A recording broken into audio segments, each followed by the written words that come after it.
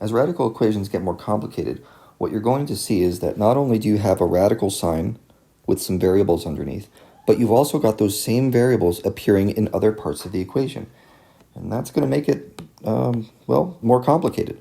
So let's go ahead and deal with this the way we've been solving radical equations before. Remember your training. The very first goal that you have is to get the radical by itself. That's called isolating the radical. Once the radical is isolated, it's a lot easier to deal with. So, good news, this one's already isolated. The square root's by itself already. So I'm going to just write it down as we have here. Omega squared minus 5 omega plus 4 equals omega plus 3.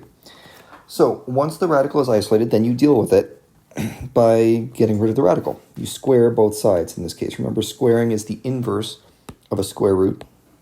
So I'm going to square both sides of the equation. The exponent and the radical sign cancel each other out.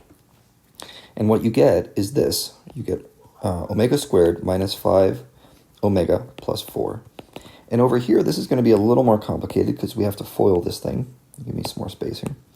That's going to be equal to, and I'll go through this in steps. As you get quicker with foiling, you can just jump right to the solution a little quicker. But this is going to be omega squared plus 3 omega plus 3 omega plus 9. Okay? And now I want to combine all like terms, get all the groups together.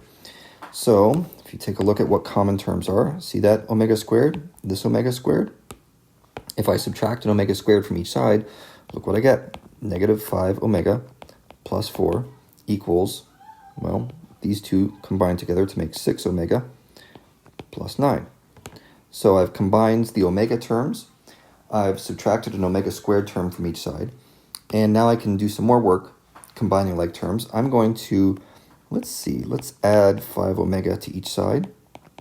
Okay, that's going to give me, and you know what, I'll subtract, as long as we're doing this, I'm going to subtract 9 from each side. So on the left, I get no omegas left, and I have a negative 5. On the right, I have 11 omega and no numbers. So negative 5 equals 11 omega. This is quick to solve. Negative 5 over 11 equals omega. Okay. The important step, as always, isolate the radical. Once the radical is all by itself, you square both sides and just buckle up and make it a little bumpy, but eventually it'll work out to a solution in the end.